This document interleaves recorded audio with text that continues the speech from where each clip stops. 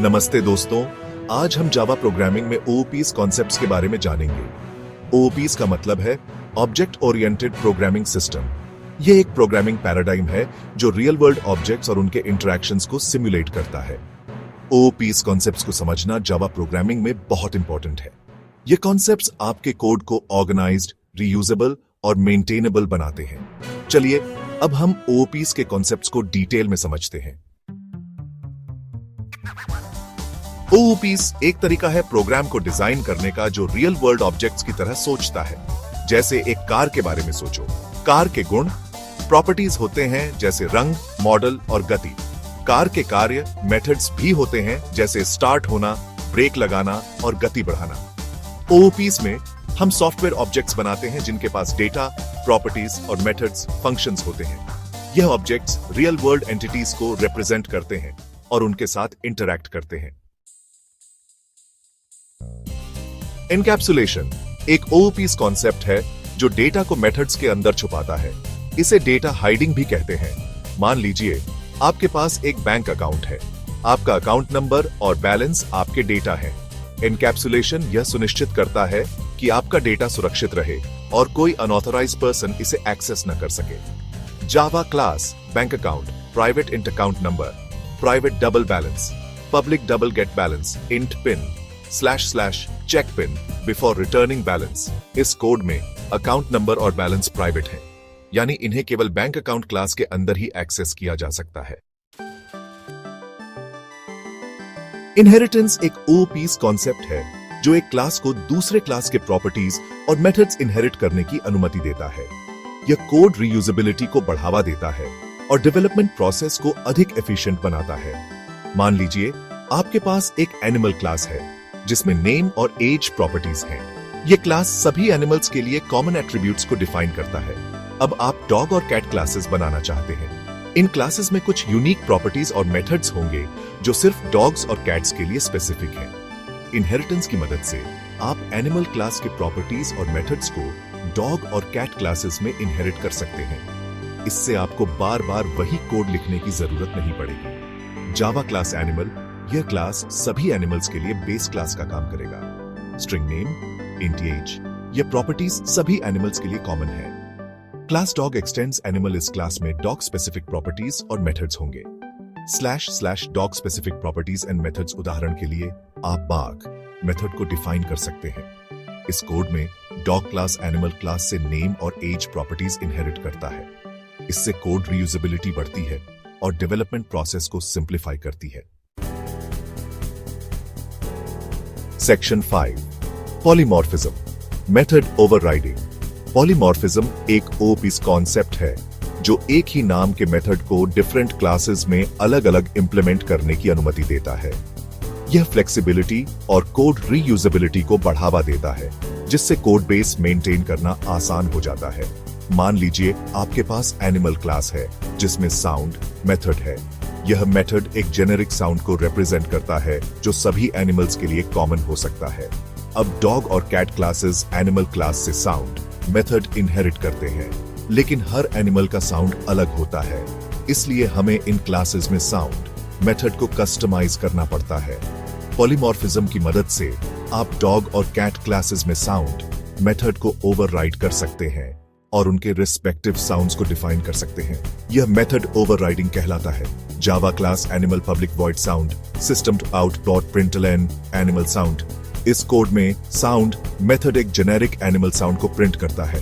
Class dog x tends animal at override public void sound, system dot out dot println woof. यहाँ dog class sound method को override करता है और specific sound woof को print करता है।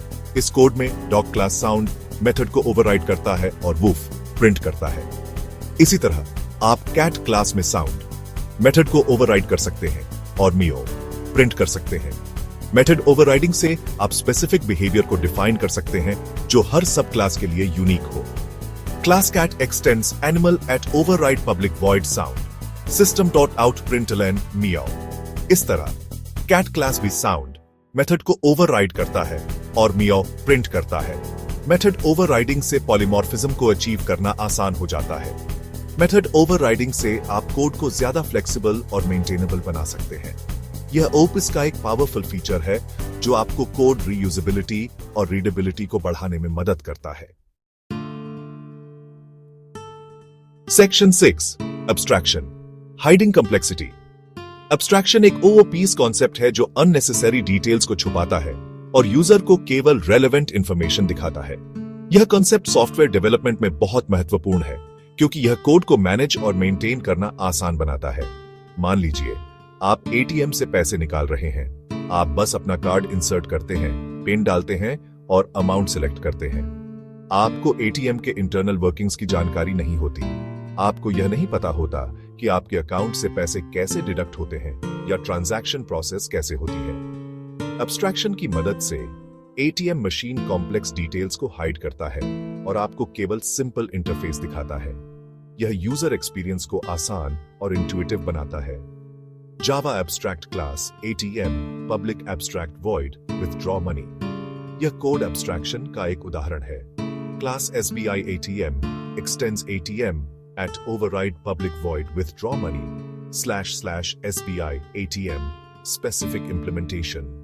इस कोड में ATM क्लास एब्स्ट्रैक्ट है और withdraw money मेथड एब्स्ट्रैक्ट है। SBI ATM class withdraw money method को इंप्लीमेंट करता है।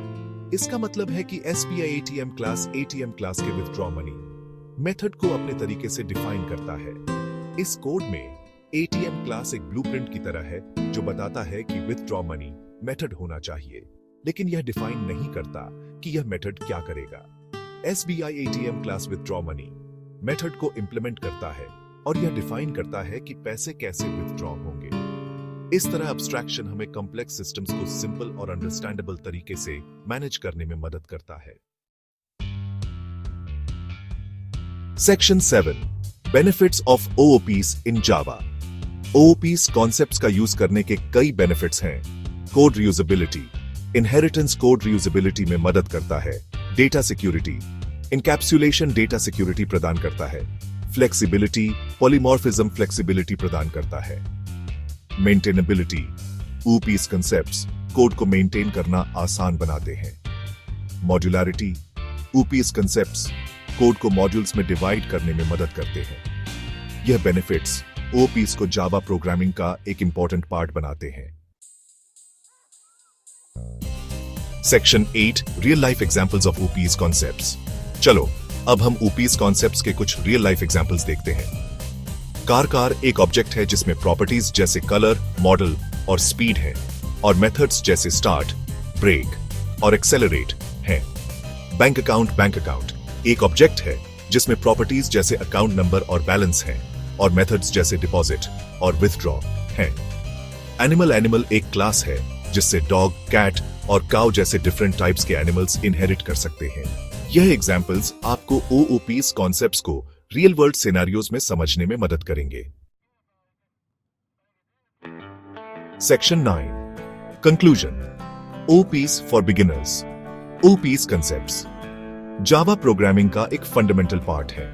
यह कॉन्सेप्ट्स आपके कोड को ऑर्गेनाइज्ड, रीयूजेबल और मेंटेनेबल बनाते हैं। एक बिगिनर के लिए OOPs कॉन्सेप्ट्स को समझना थोड़ा चैलेंजिंग हो सकता है, लेकिन प्रैक्टिस और पेशेंस के साथ आप इन कॉन्सेप्ट्स को मास्टर कर सकते हैं। तो दोस्तों, OOPs कॉन्सेप्ट्स को सीखिए और जावा प्रोग्रामिंग में एक्सपर्ट बनिए।